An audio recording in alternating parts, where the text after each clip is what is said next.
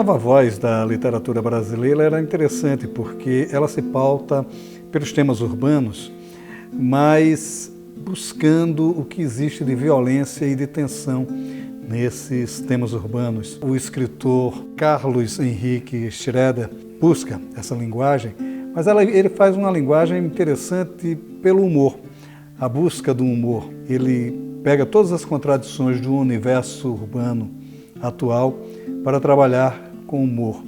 E é nisso que se traduz o seu novo livro, um livro de contos chamado Aranhas. Deu uns passos para trás e pegou um pedaço de pau no chão.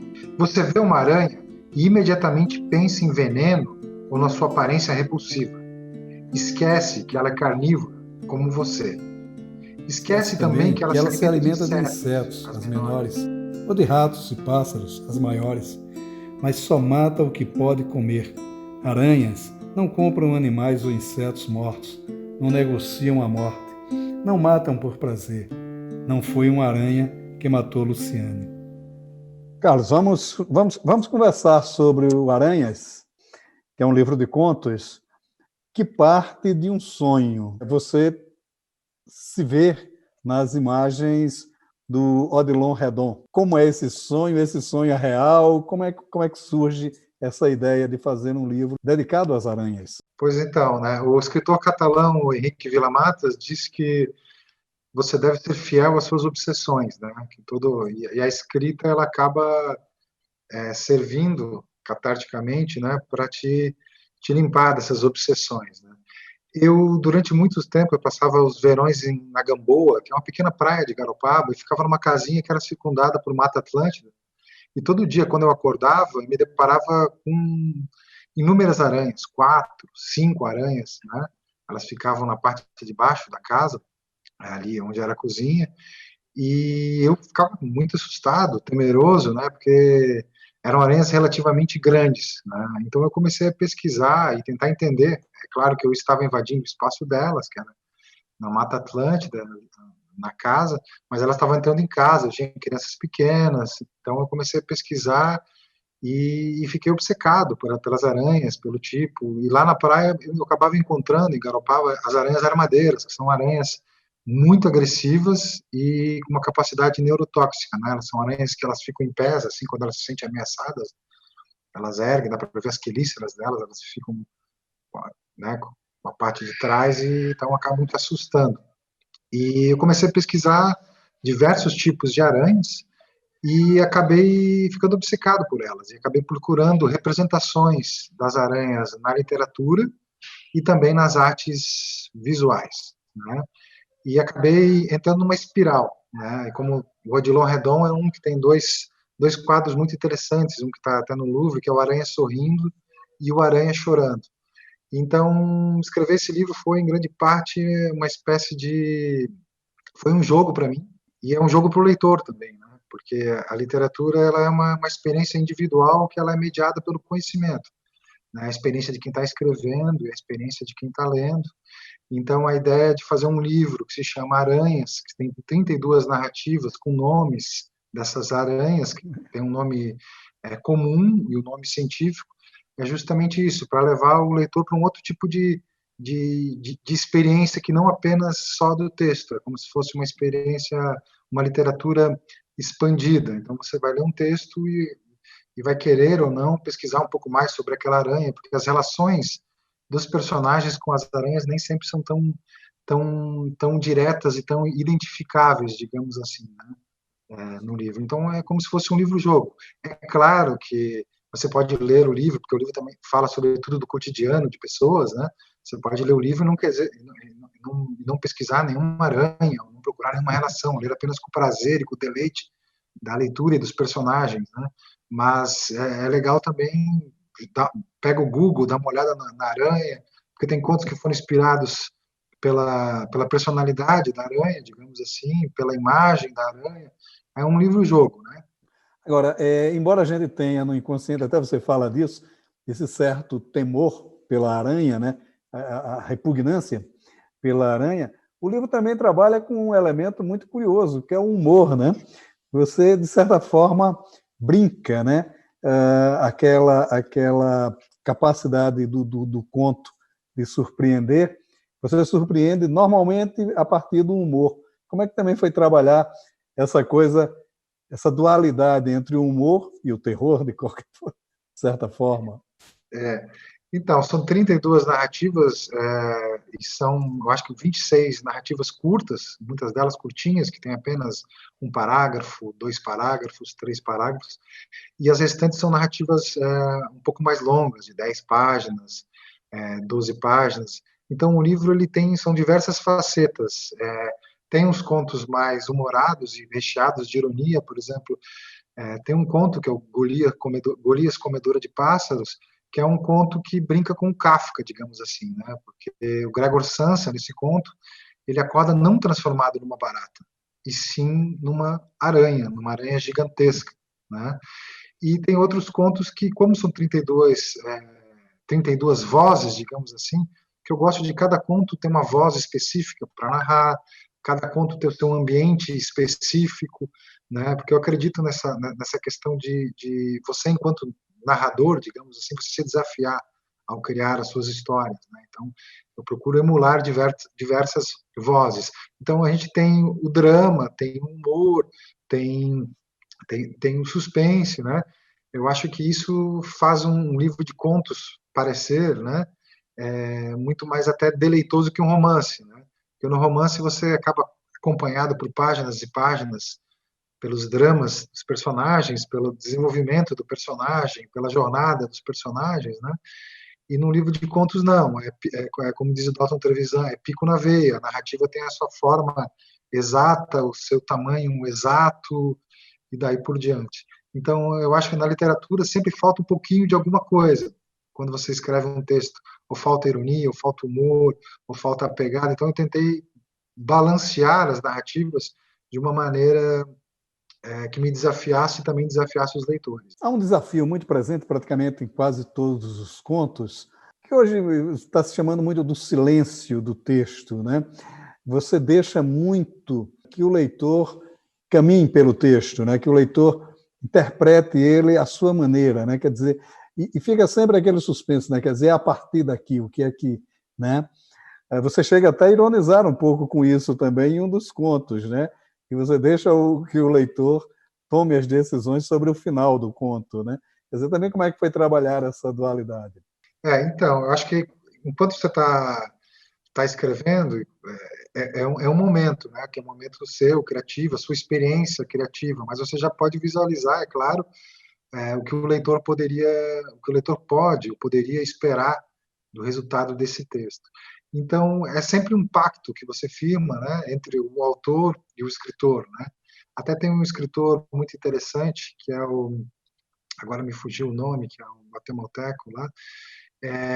Se eu olhar aqui na biblioteca, eu já digo. Que ele levanta, está no Eduardo Alfon, que está no Boxeador Polaco, que ele fala isso, né? Ele levanta uma questão do Platão e diz que, na verdade, toda a leitura é um pacto que você firma, e você se deixando iludir é muito mais honesto do que não se deixar se iludir, né, pela literatura. Então, esse pacto de ilusão, em alguns momentos eu tento quebrar, né, essa parede da escrita, para botar o leitor também como uma espécie de personagem dentro do próprio livro, né? Eu gosto de tirar sempre o leitor da sua própria zona de conforto, né? Gosto de desafiá-lo alguma coisa.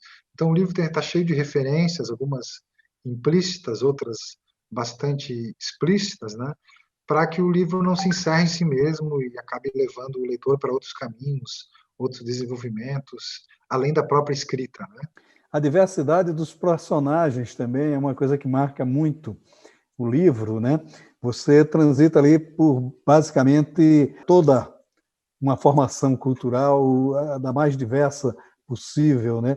Desde a moça do interior que vem para Florianópolis, né? Até a próprio manezinho da ilha, como eram chamados surfistas, essas coisas. Quer dizer, essa diversidade de personagens também, essas várias caras, digamos, e essas várias vozes do livro, também foi uma construção voluntária e desafiadora também? Sim, Por quê? Porque a ideia dessa questão, a gente falou anteriormente da questão do pacto, né? Então, o livro Aranhas, nós temos personagens que não são identificáveis, digamos assim, nos contos curtos, é como se fosse uma voz apenas na cabeça de alguém, de uma mulher que está passando na rua e pensa alguma coisa, isso está na narrativa, e nós temos os personagens bem um tanto mais delineados da maneira formal, digamos assim, da maneira clássica do conto, né? Então nós temos como personagens o Sandro, que é um garçom, nós temos a Lena, que é uma garota de programa, nós temos a Ana, que é uma professora, nós temos o Marcos Riles, que é um horoscopista, alguém que faz horóscopo, né? Então tem diversos personagens de diversas classes sociais diferentes, né? De diversos espectros diferentes, diversas profissões diferentes, né? Como se fosse um grande todo, né? E no conto Armadeira, esses personagens acabam aparecendo, contra-aparecendo de alguma maneira, que é o grande desfecho. A ideia de trabalhar com todos esses personagens foi desde o início de criar uma teia narrativa que não só unisse os próprios personagens, mas os seus anseios, seus medos, suas dúvidas, né, em respeito ao futuro, ao passado, né. E o livro também funciona como uma espécie de um museu de rancor, né, porque o livro tem todos os rancores dos personagens que acabam transparecendo, seja nas narrativas mais curtas ou nas narrativas mais longas. Então, fiz muito trabalho de pesquisa, mapas, tudo para desenvolver os personagens, para que na hora de escrever as narrativas ficasse tudo o mais claro e o mais simples possível, né? Embora seja um livro-jogo que parte das aranhas, o livro fala sobretudo do cotidiano de pessoas comuns, né? De pessoas que têm vidas corriqueiras, que pagam suas contas, que têm as suas dúvidas, têm seus amores, seus desamores, suas traições, né? Então é um livro que é pensado em camadas para ser, né, decompostas, digamos assim, né? Essas vozes que transitam pela literatura atual, uma das mais marcantes e mais tensas é a voz de Ana Paula Maia. O seu novo romance, Enterre Seus Mortos, ela parte, como sempre, de uma crueldade. É um homem, sempre de nome confuso, complexo, Edgar Wilson, que trabalha recolhendo os animais mortos pelas estradas.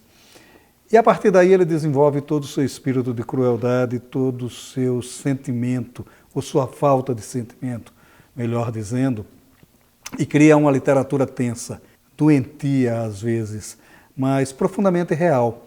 E isso é que é a voz do novo realismo brasileiro, um realismo que saiu do realismo social e foi para analisar o sentido de violência, o sentido mais animalesco do ser humano.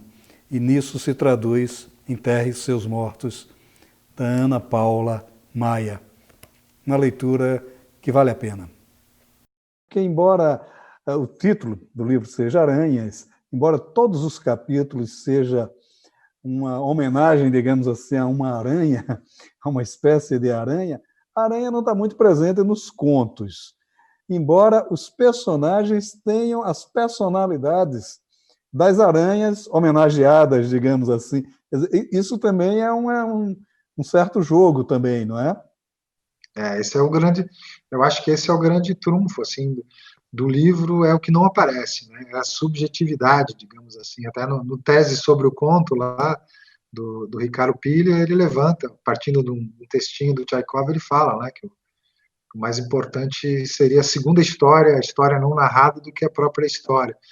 Mas essa questão de esconder as coisas, de trabalhar no subentendido, digamos, na alusão, é o que me dá muito prazer na hora de escrever, né? Na hora de construir os personagens. Então, nós temos aí, são 32 narrativas, eu acho que elas aparecem fisicamente, digamos assim, em apenas 6 contos, né? No Aranha-Lobo aparece uma aranha, no Armadeira aparece no final lá. Então, são as aranhas, então quem tem medo de aranhas não vai ter problema com o livro, que elas aparecem pouco, digamos assim, né? Elas usam, elas são mais um grande elo entre os personagens e os títulos dos contos, né? Tem um livro muito interessante que eu gosto sempre de citar, que é o Flores, do escritor mexicano Mario Bellatin, que é um livro que cada capítulo muito curto tem, só que é uma novela, muito diferente do livro de contos, tem capítulos muito curtos com o nome de cada tipo de flor, ele faz uma novela, uma grande novela, onde ele mergulha com profundidade digamos, no submundo de alguns personagens, né? E esse livro também serviu como um ponto de partida para a construção desses contos, né? Porque, afinal, em literatura, nós somos a soma das nossas referências, né? As coisas que vão se empilhando por trás da gente, e ainda bem que é assim, né? Eu prefiro ser influenciado por 1000 autores do que só por um, né? Então, eu gosto, isso acaba passando até por texto, né? Então, tem esse livro aqui, Os Pequenos Poemas em Prosa, por exemplo, do Charles Baudelaire, foi um livro que eu li muito enquanto eu estava produzindo, escrevendo Aranhas, porque ele nem sempre aparecem animais como personagens, mas tem duas narrativas muito interessantes. Uma é o relógio, que fala sobre a visão de gatos pelos chineses, e o outro é o cão e o frasco. Então são narrativas muito curtas do Baudelaire, mas que também te levam para um outro lugar, tiram o leitor da zona de conforto e te levam para esse aspecto, essa espécie de jogo, que o Baudelaire é um grande mestre em tudo que fez, né, digamos assim. Então, foi essa retroalimentação que me levou para escrever os contos do Aranhas, né? Foram mais de 100 contos que eu escrevi sobre as aranhas, né? No livro são apenas 32. Talvez não sejam as 32 melhores histórias, mas foi a montagem, a edição que eu achei ideal para criar uma teia narrativa, né? Então, para que o livro funcionasse realmente como uma teia narrativa, eu até gosto de sugerir que alguns leitores que leiam do começo ao fim, porque o livro tem essa sequência justamente para enredar o leitor, levar para essa teia, digamos assim, para se deparar com uma aranha, né? É que ele faz quase que um ciclo, né? Porque o fechamento do último conto retrata quase que o fechamento de todos os outros contos, né? Aquela coisa da circularidade mesmo das narrativas, né? Também é uma coisa interessante que está no livro, né? E há uma outra coisa curiosa, é de certa forma uma ousadia até narrativa, que é reescrever Kafka numa outra visão, com uma outra pegada, com um outro sentimento, mas assim, até o conto é dedicado ao argentino que supostamente teria plagiado Borges, né? Quer dizer, também como é que foi fazer isso? Exatamente. Tem uma brincadeira aí, o livro é dedicado ao Pablo Cachachan, que ele fez um conto chamado O Aleph Engordado. Ele pegou o conto do Borges, esse Pablo Cachachan, pegou o Aleph e editou, mixou, deu uma engordada no conto do Borges, né?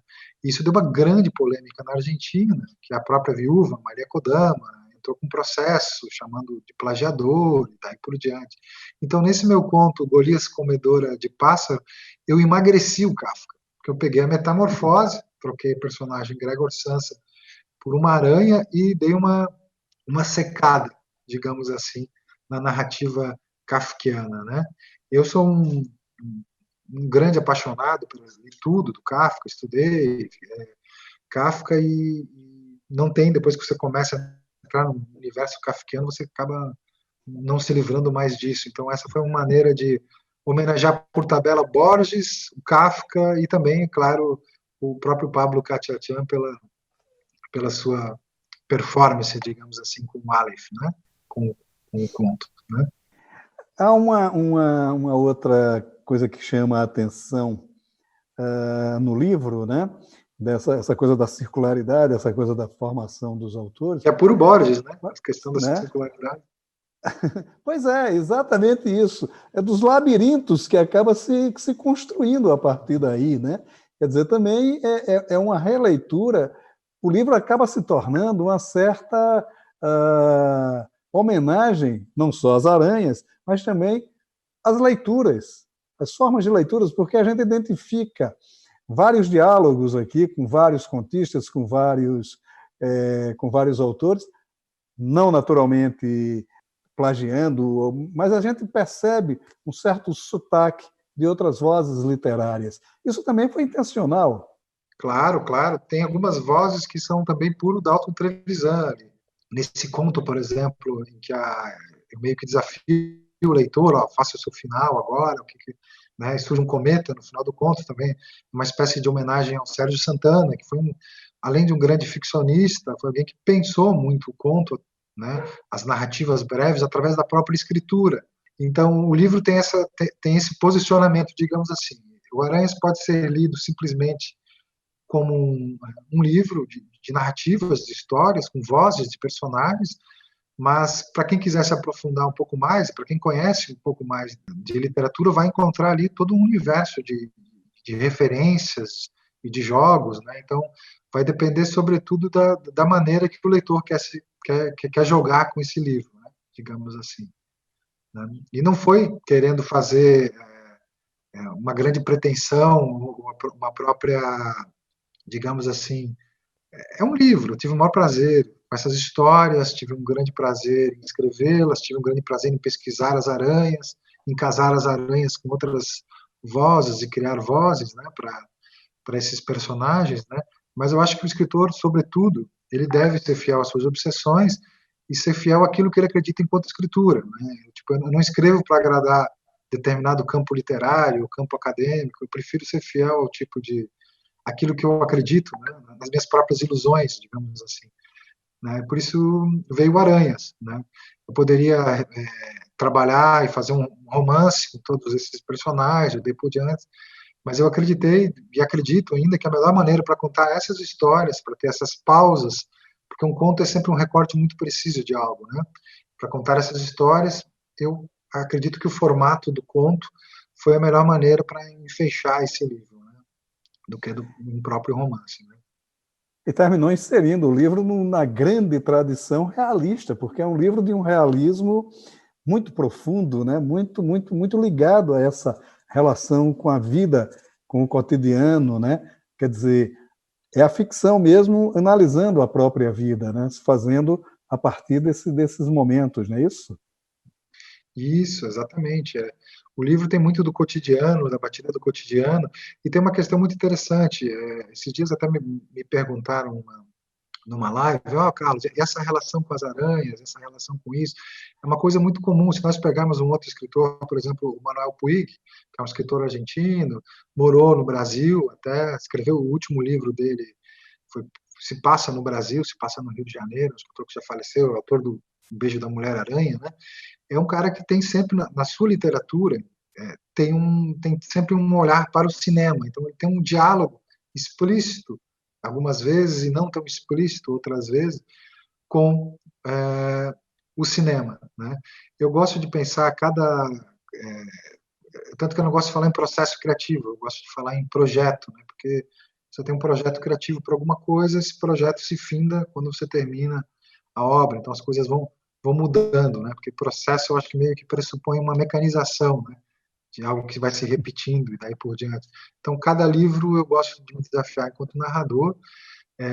Antes desse livro, eu tinha lançado História da Chuva, que é sobre teatro de formas animadas, são personagens, e em 2014 saiu As Fantasias Eletivas, que é sobre a história, a amizade de uma travesti com um recepcionista de hotel, um livro que mistura poesia, fotografia, e daí por diante. E agora veio o Aranhas, que é um livro, digamos, desmontável e com essa relação, digamos, muito estreita com as aranhas, mas ao mesmo tempo muito distante com as aranhas. Né? Tem uma coisa do livro que a gente pode pensar, que é o seguinte: as aranhas são pragmáticas, elas fazem suas teias, tem aranha que não faz teia, tem as aranhas que fazem as teias, mas todas elas caçam, né? E elas vivem para caçar, para se alimentar e para se reproduzir. Então elas têm um processo, digamos assim, elas são super naturais, né? Se a gente pegar lá o que o Spinoza, lá o filósofo, defende a questão da natureza, a natureza enquanto verdade. Então, e nós estamos nos tornando meio mecanizados hoje em dia, né? Cada vez mais, digamos, em processos, porque nós estamos cada vez mais pragmáticos. E muitos dos personagens do livro são assim, são completamente já já pragmáticos, muito mais próximos de aranhas do que dos próprios humanos, né? Quase os aracnídeos estamos nos tornando. Carlos, foi ótima essa conversa, adorei o livro. Muito obrigado pela sua participação aqui no Leituras. Foi um prazer essa conversa. Eu que agradeço. Muito obrigado pelo convite, pelo espaço. Muito obrigado.